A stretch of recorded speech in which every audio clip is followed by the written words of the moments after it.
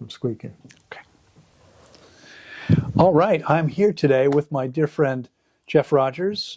Jeff and I have known each other for 25 years.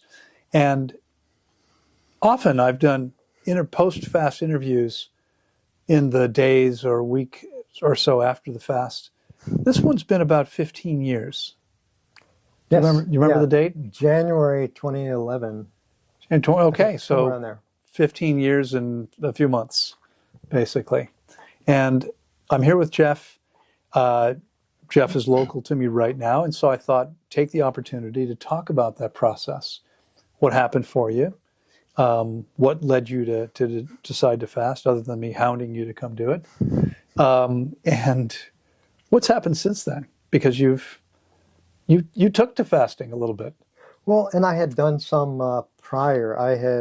That doesn't count, though, before me. No, that's true. Doesn't count. Well, that was the major fast. Right.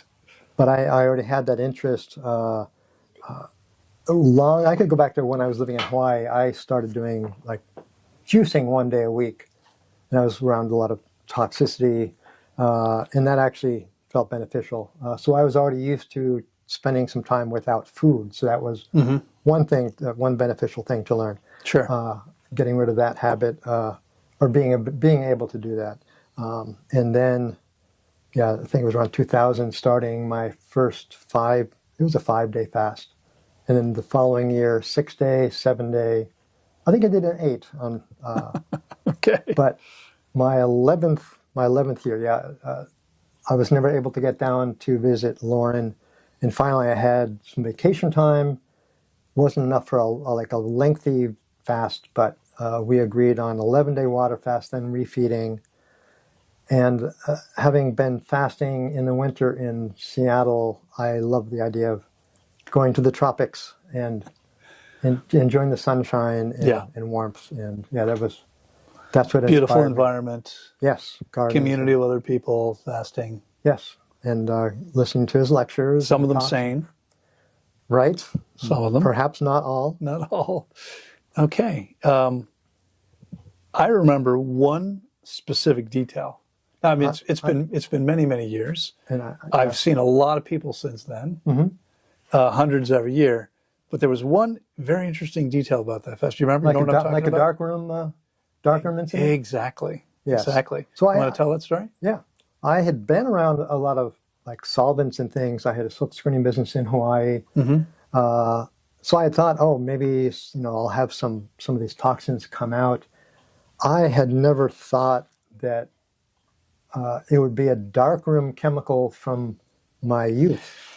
Well, in fact, if I can jump in. So Jeff is a photographer. And I don't remember when exactly this occurred in the fast. But at some point... Day 8 or 9. So day 8 or 9, Jeff came to me and said, my urine smells like photographic developer. Yeah. And I said to you, you're a photographer. You handle the chemical, no big deal. And you said... But it was from high school. Well, what you said to me was, I don't develop my own photographs. And I said, have you ever developed your own photographs? And you said, my father was a photographer. Right? Do I remember that correctly? Yeah. You had a darkroom at home. Well, yeah. So my father had been a photographer in our town way back. So we had his enlarger. Right. And my brother, we didn't see him involved in that, but my brother took a fascination to the enlarger, and so we set up our own darkroom. So in our basement with that old enlarger, right. And we had the chemicals, and there's tongs to use, but we would often just dip our fingers in, not thinking of it. Right. You probably also inhaled fumes. Right. That's true too. I mean, I developed photographs a long time ago. I took a photography course in high school. Okay. I developed some photographs. I actually had a darkroom at home at one point. Okay. Yeah. But that would have been 10, 20, that was 30 years or so prior. Prior to the fast. Yeah, and it was unmistakable, dark, developer. Very distinctive, nasty smelling chemical. And that was the last thing I expected to, it just caught me off guard. So yeah, sure. Somewhere in my body, it had stored that away. Right. And I'd already heard stories like that of people, mechanics and things. There was the jet fuel tank mechanic from Portland where we met. at that event had gone raw. His job had been in the Air Force, had been going inside jet fuel tanks. They would empty the fuel, except you can't drain the tank completely. There's always a little bit of fuel in the bottom. So he's wearing the right costume to protect him from this, theoretically.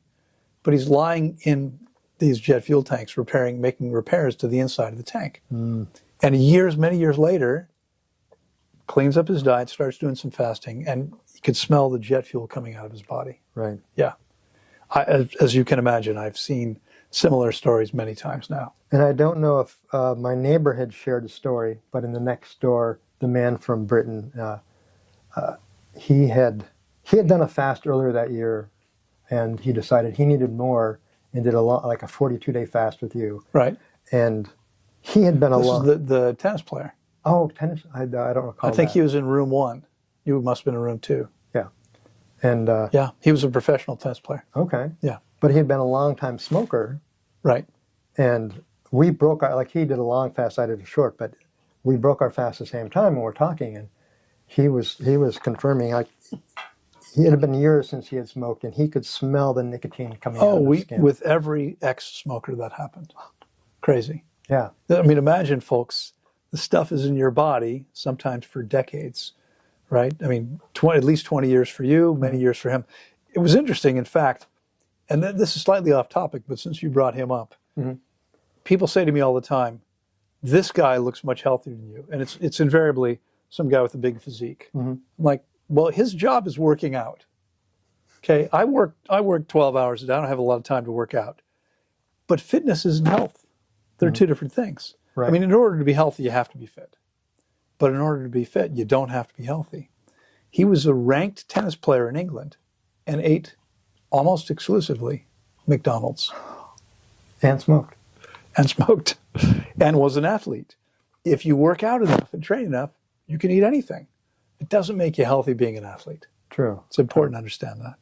So talk a little bit more about what happened for you in that process and why you decided to fast in the first place. Again, I know you said you'd had some experience and were always drawn to it.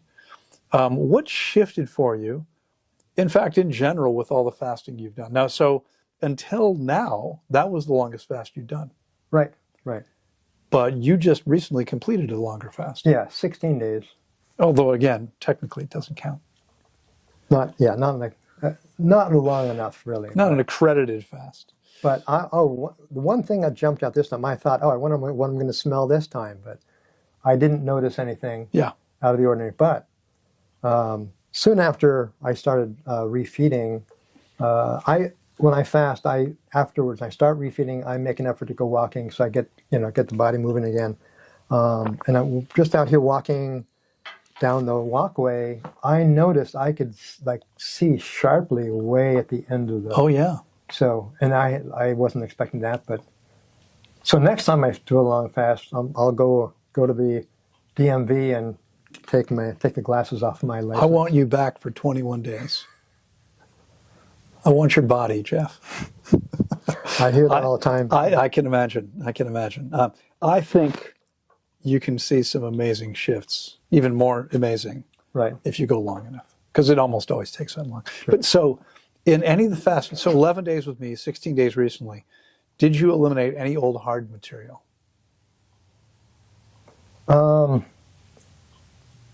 Well, each time it's kind of compacted, but I haven't like what I think of as a mucoid material. I don't recall that. You would recall. Yeah.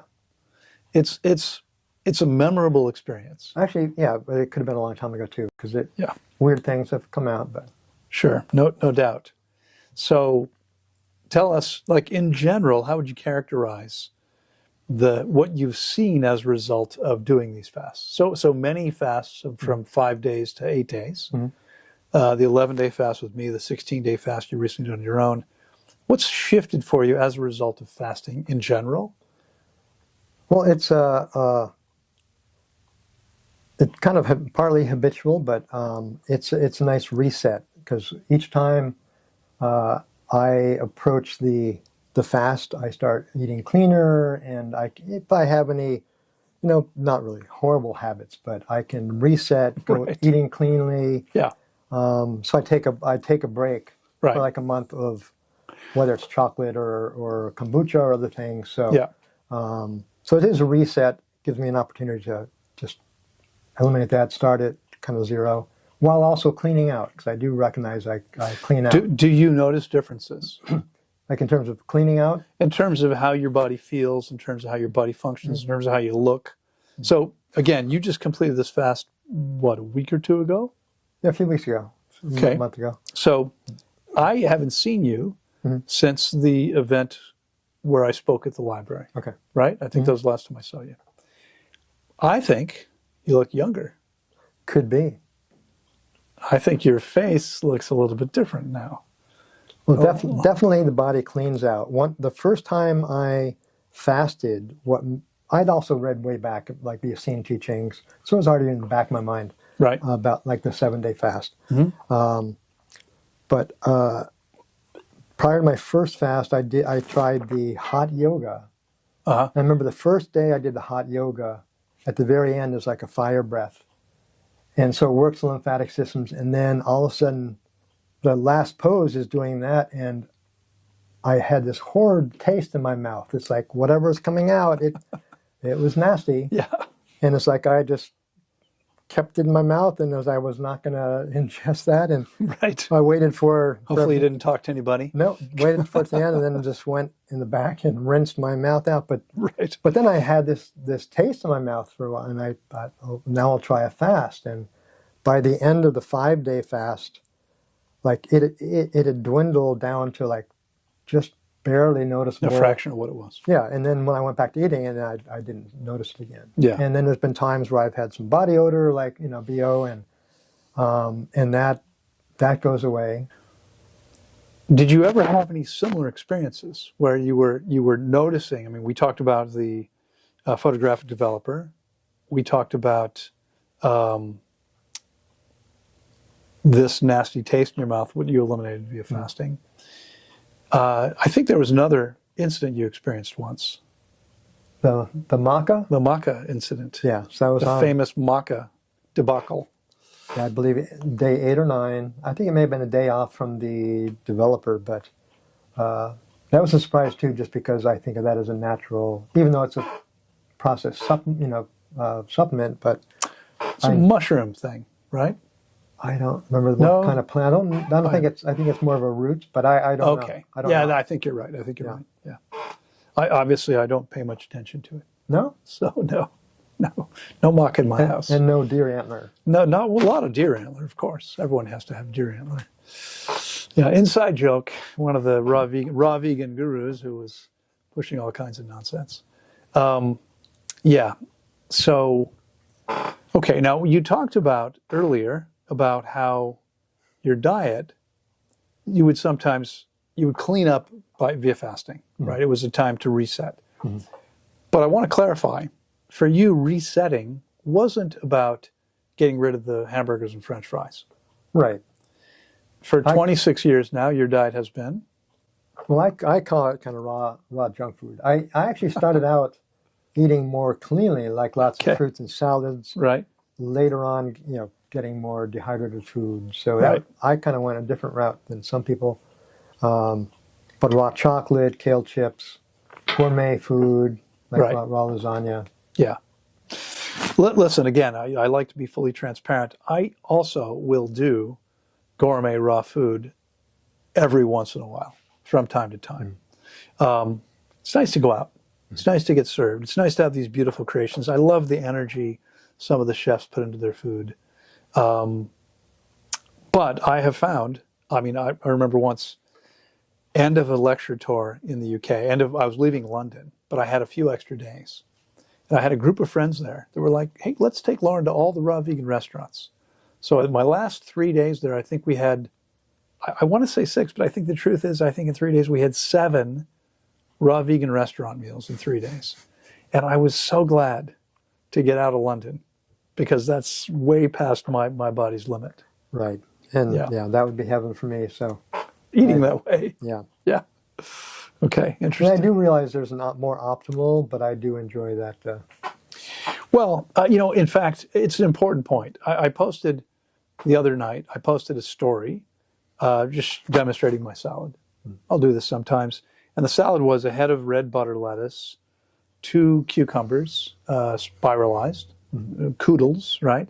There was a couple of tomatoes, medium-sized tomatoes, half a red pepper. I had some fresh snap peas I got from the co-op. And I made, because the snap peas, I thought, I'll do something Asian with this, Asian inspired. So I picked up a little bit of ginger, and I picked up some raw almond butter, and I made just a couple tablespoons of almond butter, water, a little bit of ginger. And someone said, "Is it okay to eat that?" And I said, "Well, it's not optimal. I've probably had ginger 2 other times in the last year." So I think the point is that if you're making that kind of, I mean, if you want to be as healthy as possible, stick to whole, high water content, monofruit meals, simple green salads.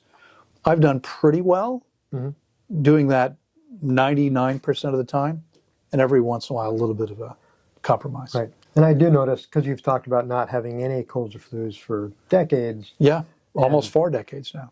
And like I remember long before I went vegan or raw, like getting wiped out by a cold for like a week and a half or whatever, and just feeling miserable. And I haven't had that for decades. But eating this way, I can go years without any symptom, but then I'll have a cold or flu symptom. It's mild and short-lived. There's times I even have like just a mild fever for a few hours and it's gone. It's like the body does what it needs and it's gone. Interesting. That's key. And that says something important. I'm sincerely suspect that if you were willing and able, because so far your longest fast is 16 days, I find around 21 days to be the minimum to really start moving out a lot of the old hard material. Okay. And you told me before you didn't really move much of that out yet. Not that I recall. Yeah. You would remember. I remember. But I've also seen so many pictures and things over the years, and yeah, it's not always what you think it's going to look like. That can vary quite a bit. But I've had people tell me, 3 hours to get it out. It was incredibly painful. 5 days to recover. I remember a few years ago, a woman fasting with me for the second time at Tanglewood. Her roommate came and knocked on my door and said she needs to see you. Wow. It's like 11 o'clock at night. I went to the room. She's lying on the bed sobbing. And I said, "Are you okay? What's going on?" She said, through the tears, it feels like I just passed 2 huge chunks of concrete. That's how hard and dry this stuff is. The stuff that some experts out there claim doesn't exist. It's very real. It definitely exists. Getting that stuff out is what really allows for full hydration. And so, you just completed a 16-day fast. And as I said to you, you look younger now than when I saw you last maybe 6 weeks ago. Yeah. 2 months ago, whatever it was. Right. And I believe that's because of the 16-day fast. Right. That's what happens. When you get as much of that stuff out of your body as possible, because what you said was your body now can end something. If something comes up, you get strong symptoms, it's gone in a few hours. That's awesome. That's high vitality, right? That means your body is working at a very good rate, and requires some level of hydration to do that, because hydration is required for detoxification, right? So you hear about the people dry fasting, they think they're healthier, but what's really happening is their body can't detoxify at all, which means they have no symptoms. They come to me, 5, 6 a year for 10 years. They come to me, I get them hydrated by getting them to drink more water than they've ever had before. All their symptoms come back. Interesting, yeah. So it's obviously they're suppressing symptoms. But it's interesting that even without going as long as I believe would be ideal for you, you have these things come up and they go away, right? The better hydrated we are, the more efficient your body becomes and the faster it's able to detoxify in real time when necessary. Right. So the last couple of women I've dated, if we go to a raw vegan restaurant, and I'm going to feel the next day less energetic, for sure. A little slower. Well, I'm going to drink a lot more water after that meal as well than I normally do. But my partners, including my current partner, she does not recover in 24 hours. It takes longer than that. Wow. Yeah. So if you're recovering, I mean, and it's a bell curve. If you're toxic enough, dehydrated enough, you're not going to notice it. You're going to feel fine. Mm-hmm. If you're doing pretty well, but not quite as good as it could be, you're going to feel it, and it's going to take a little longer. And if you're super hydrated and everything's working really well, it's going to go so quickly. It's not really a big deal. Let's talk about another thing. So we're both 65. You're a lot older than I am at 65, 6 weeks older. You're taking any medications now? No medication. Because you used to. Well, yeah, high blood pressure and migraine headaches. So I'd had that in my youth, and I haven't had that since 1900. So I left the meds back. And the hypertensive drugs were also around 2000. You stopped taking them. Yeah, so it was in the 1900s. When you went raw and started fasting. Yeah. Yeah. Yeah. Okay. No meds. No. Because other than like a medical procedure or something, but that's no. But I mean, no medications, no pharmaceuticals. right. You know, the average 65-year-old is taking 5 different pharmaceuticals every day, which is why they're so healthy. Because pharmaceuticals are really good for you. Okay, I wish I owned stock in Pfizer or Merck, right? Then I'd be pushing that message. How about supplements? You take any supplements? Like B12 Okay. and vegan B12 and vegan D3 for over the winter. In the wintertime. Yeah. Because in Seattle, there's no sunshine in the winter. Okay. And we're tropical animals and need sunshine.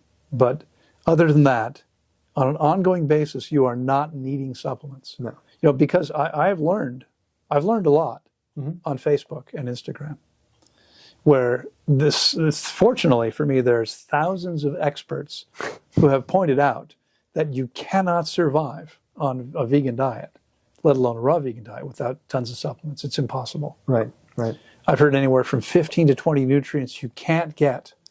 Well, we have to make up for the meat that we naturally would have been eating. These people make up all these, kinds of shit. Because of these claws and... Right, exactly. Right. Exactly. I have to remind people we're turning back to more natural diet. This is what, it's funny, it reminds me of 34, 35 years ago. I was on the board of the Vegetarian Society of Washington, D.C. And you had to be a vegan to be on the board. Mm-hmm. And the president at the time I was on it was of East Indian descent. So we would hold most of our board meetings at an Indian restaurant, a vegan Indian restaurant that had a buffet.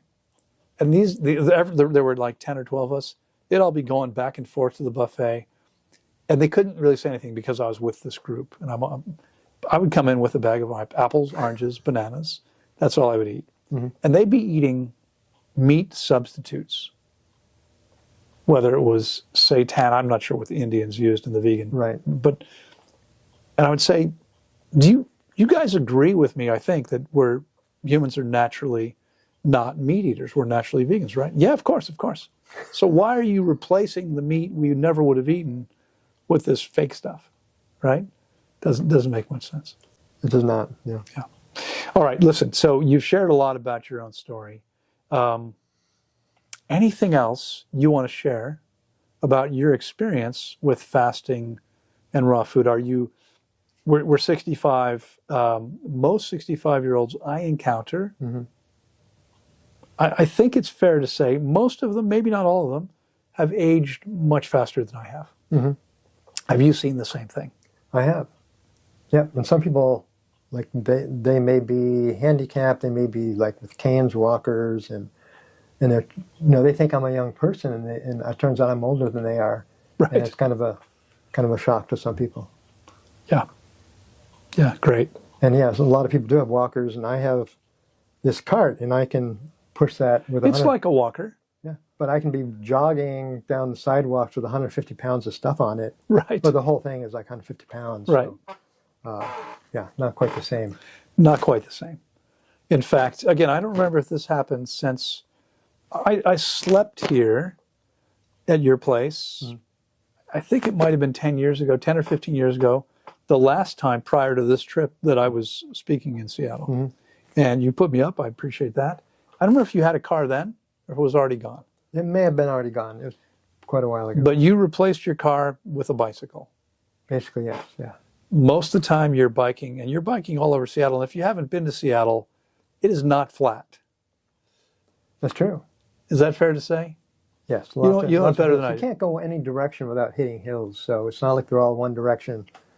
Exactly. This is not something most 65-year-olds are up to. True. Yeah. All right. Well, Jeff, again, thank you so much for inviting me here and for sharing your story. I really wanted to get that photographic developer story out there because it's one of those things that a lot of people I've told the story and they've said, "Come on, that's bullshit. That can't be And true." is that one of the longer periods of time that someone has found like some mystery toxin from way back? No, I mean I've had people who've been eliminating stuff that's been in their body for 30 or 40 years. I think in your case it was around 20. I think around 30. Around 30 years. Yeah. Oh, it might have been up there, but it's not unusual. I mean, it happens all the time. Amazing what happens. Anyway, Jeff, thank you so much. It's been a pleasure. I hope this has been useful and enjoyable for you, and I'll look forward to seeing you sometime soon. Jeff, Thank you. take care, man. Bye-bye.